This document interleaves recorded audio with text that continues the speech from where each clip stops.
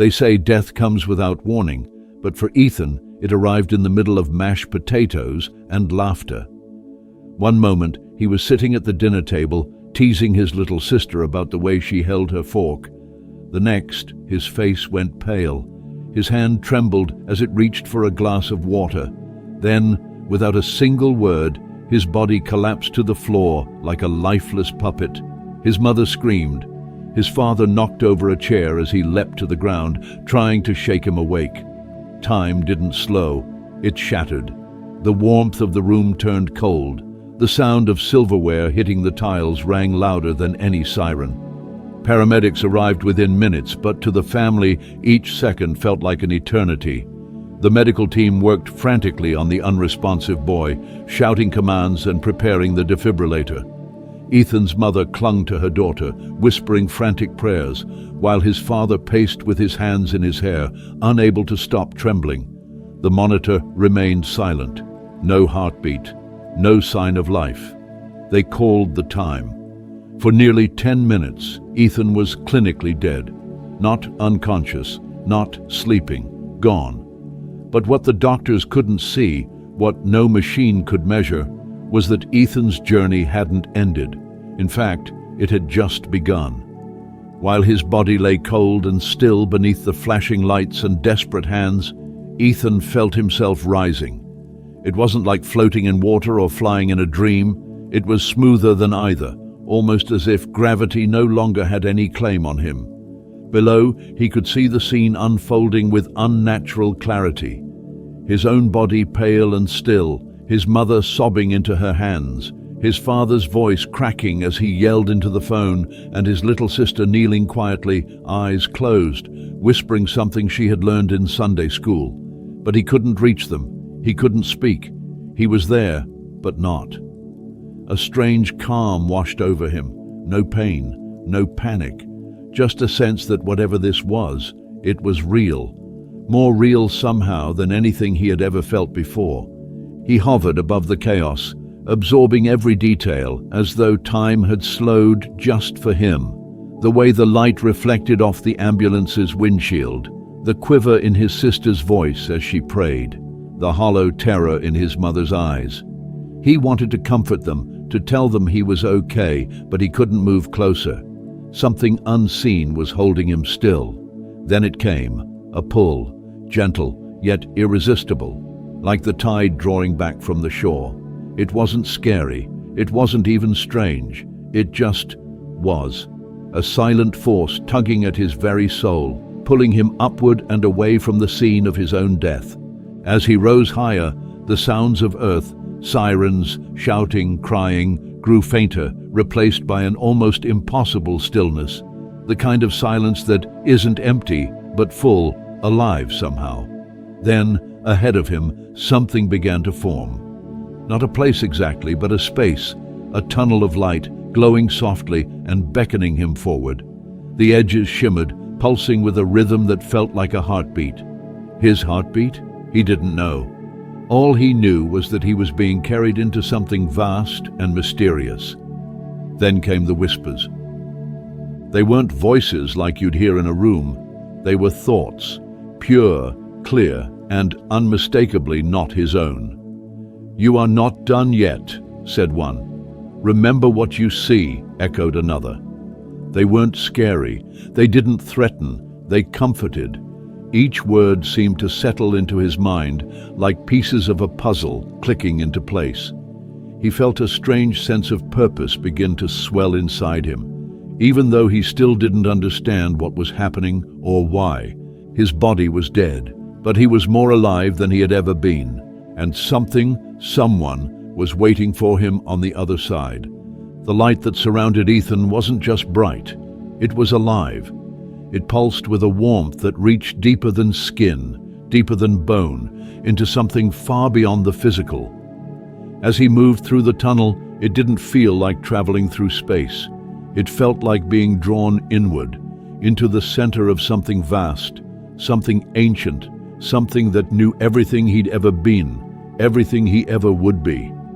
The walls of the tunnel shimmered with colors he couldn't name, hues that seemed to sing with a silent harmony, as though light and sound had become one. And all around him were the whispers. They came not from mouths, but from somewhere deeper, like thoughts that belonged to someone else, but were planted delicately into his mind. Each whisper held meaning. Some were gentle affirmations, others sounded like instructions, reminders from a place far older than the earth. You are not alone. You are loved. You must remember. Ethan felt no fear, only awe. The more he heard, the more he felt as though he were being prepared, not just for what was coming, but for something he was meant to carry back. He didn't know what yet, but there was urgency beneath the peace, like the calm before a thunderstorm. Time no longer existed the way it did back on Earth. Moments stretched and twisted. He felt as though he was traveling both forward and inward at once. And then the tunnel opened, not abruptly but like a fog lifting to reveal the sun behind it. The light gave way to a space so breathtaking, so overwhelming in its beauty, that Ethan felt his soul catch in wonder.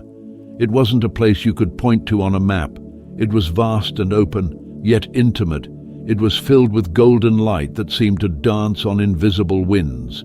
There was no sky, no ground, just endless radiance in every direction, and a sense of absolute belonging. In this place, Ethan wasn't just himself. He felt connected to something greater, something limitless. Every breath he took filled him with peace so rich it brought tears to his eyes. He didn't want to leave.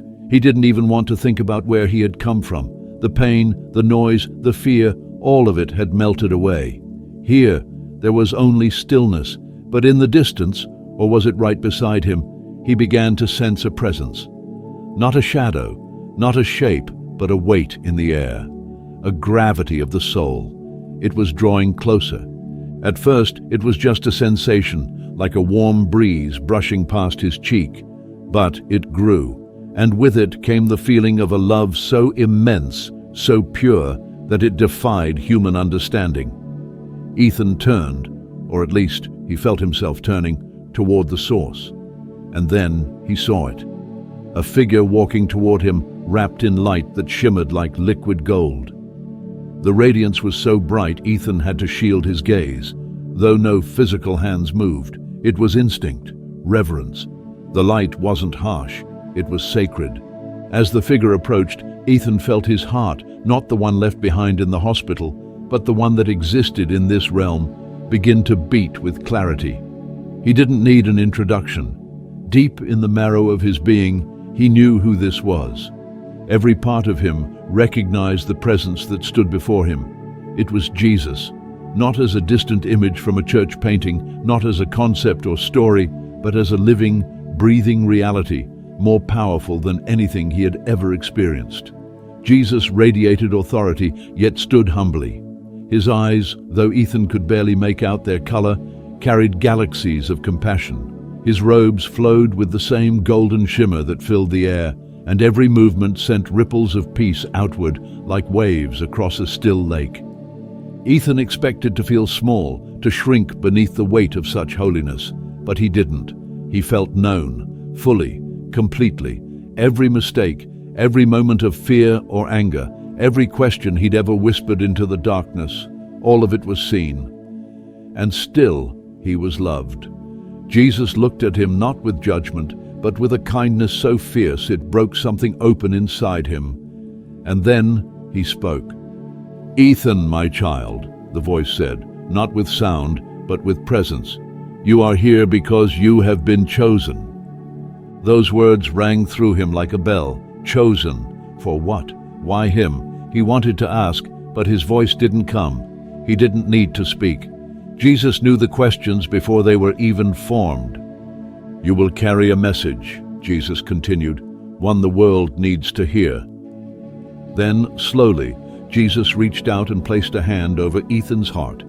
Instantly the air around them shimmered, and Ethan was surrounded by images, not memories, not dreams, visions.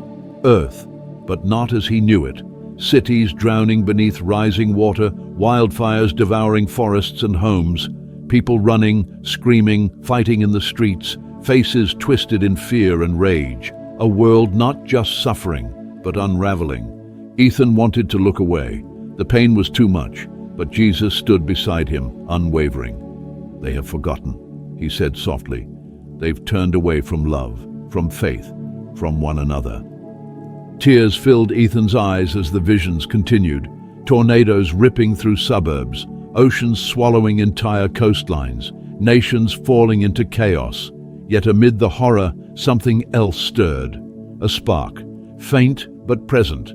People helping each other, strangers forming human chains to rescue the trapped. Families huddled in prayer under broken roofs. Even in destruction, there was still the glimmer of hope. Jesus turned to him again.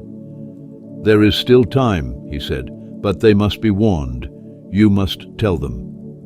Ethan nodded, though the weight of the task threatened to crush him. Still, he felt no fear, not while standing in the presence of such love. The light seemed to grow brighter around him now, not because the visions had stopped, but because the truth had taken root inside him. His journey wasn't over. In fact, it had barely begun. The light that surrounded them shifted once more, and the visions began to change. Ethan stood silently as Jesus raised his hand again, not with anger or punishment, but with purpose. All around them, scenes unfolded like layers of reality peeling back one by one, revealing what could come to pass. Earth was no longer the blue and green sphere he remembered. It was burning, flooding, breaking apart at the seams. Storms the size of continents spun over oceans, swallowing entire coastlines in a matter of hours. Fires danced across once green forests, leaping from tree to tree, then town to town.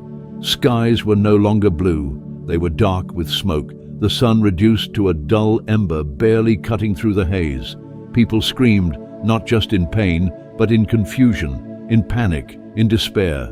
There was no one to blame in these visions. No single villain, no obvious enemy. That was what struck Ethan the hardest. It wasn't a war of nations, but of hearts. Neighbors turned their backs on one another. Families fell into silence, resentment growing where love once lived. In city after city, the same patterns emerged: division, disconnection, a complete breakdown of compassion. And yet, it wasn't just the natural world that was unraveling. It was the spiritual world. Churches sat empty while the streets filled with anger. People wandered through life with hollow eyes, numb to the suffering around them. The light in their souls, once bright, flickered faintly like candles choked by wind. Ethan turned to Jesus with tears streaking down his face. "Why are you showing me this?" The question came not from a place of fear, but from a deep, aching sorrow. Jesus, whose gaze remained fixed on the unfolding visions, spoke gently. "Because this is what happens when love is forgotten, when faith is left behind, when truth is replaced with fear." The words settled like stones in Ethan's heart. "But it hasn't happened yet," Jesus added. "These are not promises, they are warnings, paths not yet taken, but still possible." Ethan stood frozen as the world in front of him crumbled further. A hurricane, more massive than anything he'd ever seen, roared through the Gulf, its winds tearing apart buildings like paper. He recognized the coastline. It was the south, homes underwater, people stranded on rooftops. Then another scene, wildfires devouring the western hills, families fleeing with only the clothes on their backs, the sky above them turning red with ash. These weren't just random tragedies, they were patterns, events linked not by nature alone, but by something deeper: neglect, hatred, spiritual drought. Ethan didn't need to be told what it meant. The earth was groaning, crying out, and humanity wasn't listening. And then Jesus said something Ethan would never forget. "They will ask why I allowed this. They will say I abandoned them, but I never left. They stopped looking." That truth stung. It wasn't about punishment, it was about consequence. A world that had turned its back on light had invited the darkness in. Yet, even in the most chaotic scenes, even in the floodwaters and smoke, there were flickers, moments of choice. A firefighter cradling a lost child, a woman kneeling in prayer beside a collapsed building. People who still believed, people who still loved. Ethan looked back at Jesus, pain still etched across his young face. "Is it too late?" His voice cracked as he asked it. "Can we still change this?" For a long moment there was silence. Then Jesus stepped forward, placing his hand on Ethan's shoulder once again. The warmth returned, stronger now, flowing through him like a current of divine strength. "No," Jesus said, "it is not too late. That is why you are here." And with those words, the visions shifted again. Gone were the storms, the fire, the shouting. In their place came light, not just physical light, but emotional, spiritual. Ethan saw a different world, one filled with healing. Streets that had once been cracked and empty were now alive with people helping one another. In the aftermath of destruction, communities gathered, not just to rebuild homes, but to rebuild trust. Children painted murals over burned-out walls. Neighbors shared meals in parks where violence had once ruled. Churches reopened, not as monuments, but as sanctuaries where the wounded came to be held and heard. In one powerful image, Ethan saw a hospital where doctors stood in a circle before surgery, heads bowed in prayer. Moments later, a patient who had been written off as hopeless suddenly showed signs of recovery. In another, a group of strangers formed a human chain to rescue an elderly man from a flooded home. Their hands locked tight, their bodies trembling against the force of the current. They pulled together, not as strangers, but as a single, unified body, one that remembered what it meant to care. He saw people who had once been enemies embracing, families once torn by silence speaking again. Forgiveness, real, soul-deep forgiveness blooming in the most unexpected places. Addicts finding peace, lonely hearts finding community, angry men learning how to pray. It was a vision of what could be, not through force, not through laws, not through fear, but through love. Jesus turned to Ethan again, his eyes now filled not with sorrow, but with hope. "Tell them this," he said, "not just what you saw in the storm, but what you saw in the healing. Remind them they still have a choice, that no one is too far gone, that the smallest act of kindness, the smallest prayer, can shift the course of the world." Ethan felt something stir within him. It was more than inspiration. It was calling, purpose. He didn't know how he would deliver this message or if anyone would believe him, but he knew now that he had to try. Not because it was easy, but because the world needed to remember what it had forgotten, that love is not weakness, that faith is not fantasy, that hope is not lost. The visions faded, but the truth remained. He was no longer a boy simply seeing the future. He was the one chosen to help shape it. The golden realm around Ethan began to pulse with a new energy. It wasn't just light anymore. It was direction. He could feel it in his soul, in the very core of his being. Everything he'd just seen, the chaos, the healing, the warnings, the hope, wasn't meant to stay here. It had been shown to him for a reason. He wasn't just a witness, he was a messenger. And the message weighed heavily in his chest, not like a burden, but like a fire waiting to be released. Jesus turned toward him, his expression both serious and gentle, as if he knew how overwhelming this would feel. Ethan could feel the question rising inside him, how can I carry something this big? I'm just a kid. But before he could say it, Jesus answered without a word, only a gaze filled with unshakable certainty. You are enough. Then Jesus spoke again. What you have seen is truth, not prophecy carved in stone, but potential written in spirit. The future is not fixed, Ethan. It bends to the will of love. Ethan listened, holding on to every syllable like it was oxygen. You must tell them, Jesus continued, not just what is coming, but why it's coming, and how it can be changed. This world is not without hope, but it has forgotten how to find it. You will be a reminder, a voice when they can't hear me clearly. His hand reached toward Ethan again and touched his heart. In that moment, something indescribable happened. A warmth poured into him, but it wasn't just a feeling. It was memory, wisdom, strength. He could feel the message imprinting itself into him, not in words, but in understanding. Images flashed through his mind once more, faster this time. A child giving their last piece of bread to a stranger. A man choosing to forgive his brother after decades of silence. A woman sitting alone in a church pew, tears streaming down her face, finally whispering a prayer she hadn't dared to speak since childhood. These weren't visions of grandeur or miracles that defied physics. They were moments of choice, small, quiet, powerful. The kind of moments that reshape the world, not with noise, but with love. Jesus' voice echoed in Ethan's mind one last time. This message is not yours to hide. Speak it, share it, even when the world doubts, especially then. And with that, the light around Ethan began to change. It didn't dim, it shifted. The warmth that had cradled him began to loosen its grip. The peace started to pull away, slowly, like waves receding from the shore.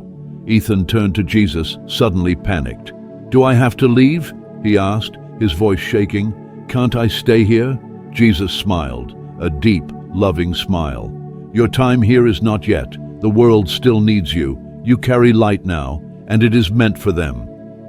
The space around them began to fade. The golden horizon blurred. The hum of the heavenly realm softened into silence. Ethan wanted to hold on to it, to take it with him, to never forget. Jesus stepped closer, placing both hands over Ethan's heart. "You will remember everything," he said. "Even when you doubt, my love will remind you. You are never alone." Ethan could feel the words wrap around him, filling every cell of his being. He took one last look at the realm that had felt more like home than anything on earth. He heard the faint melody of voices singing, angels maybe, a song so pure it seemed to dissolve every fear. And then it was gone. The pull became stronger now, like gravity reclaiming what had drifted too far. Ethan felt himself falling, not downward, but inward, back into the shell of his body. The light was replaced by pressure, the peace by noise, the song by a blaring alarm, and then air, cold, sharp, electric. His lungs gasped like they'd never breathed before. His back arched, his eyes flew open. He was surrounded by shouting, beeping monitors, the blur of people in scrubs, his mother's voice, broken with emotion, calling his name over and over again. He was back. Everything was a whirlwind. Doctors swarmed around him in disbelief. One of them stumbled backward, staring at the screen. "He's back. He's alive." The words didn't feel real. Ethan couldn't speak at first, but he didn't need to. His eyes scanned the room, landing on his mother's face, pale, tear-streaked, radiant with joy and confusion. She leaned in close, touching his face, as if to make sure he was real. "Ethan," she whispered. "Ethan, are you really here?" He blinked slowly, his voice barely above a whisper. "I saw him." The room fell silent. Even the machine seemed to pause. "Who, honey?" his mother asked, brushing hair from his forehead. "Jesus," Ethan said. "I saw Jesus." No one knew how to respond. One of the nurses turned away, visibly shaken. A young doctor exchanged glances with his colleague, unsure whether to believe or dismiss it. But Ethan didn't care. He wasn't speaking to convince anyone. He was speaking because the message had to be spoken. He had returned with something the world needed to hear. In the hours that followed, the hospital buzzed with confusion and quiet awe. Ethan lay in bed, exhausted but alert. Every detail was burned into his mind, every word of Jesus, every image, every feeling. When his father finally entered the room, eyes red but smiling, Ethan looked up and said softly, "It's not too late. We still have time." His parents sat by his side, listening as he began to explain what he'd seen. Not with dramatics, not with fear, but with a calm certainty that didn't belong to a 12-year-old boy. He described the world of light, the visions of disaster, the moments of hope, and the message, so simple yet so urgent: love each other, forgive quickly, return to faith. The world had been given a warning and a second chance. Now it was up to them to choose what would come next. And even though his body felt weak and his voice was barely a whisper, something in his spirit had never been stronger. Ethan had died, but he had also come back. Not the same boy who had collapsed at the dinner table, but one who now carried eternity in his heart. The days that followed Ethan's return from death were filled with disbelief, whispers and questions no one could answer. Doctors called it a miracle, but offered no explanation. His medical charts were reviewed by specialists from other hospitals, and still, the conclusion was the same. He had no heartbeat for nearly 10 minutes, and yet, here he was, not only alive, but alert, calm, and speaking of things no child his age should know. At first, only his family truly listened. His parents, who had watched the light return to their son's eyes, clung to his every word. His little sister, once terrified by what she had witnessed, now stared at Ethan with awe, sensing that her big brother had changed in ways no one could fully understand. Ethan didn't try to prove anything. He simply spoke. He told them about the light, about the realm of peace, about the presence of Jesus. But it was the message that stayed with people, even those who doubted the story. He didn't speak with grand declarations or dramatic warnings. He spoke with a quiet, steady conviction that came from somewhere deeper than reason. "We've forgotten how to love," he said to a nurse one evening, "but we still can remember. Jesus said there's time, just not forever." Word began to spread, first among hospital staff, then among their families. Someone posted a brief summary of Ethan's story on a local message board. A few days later, a regional news station caught wind of it and aired a short segment. Then came the flood. Letters, emails, strangers showing up at the hospital hoping to hear Ethan speak.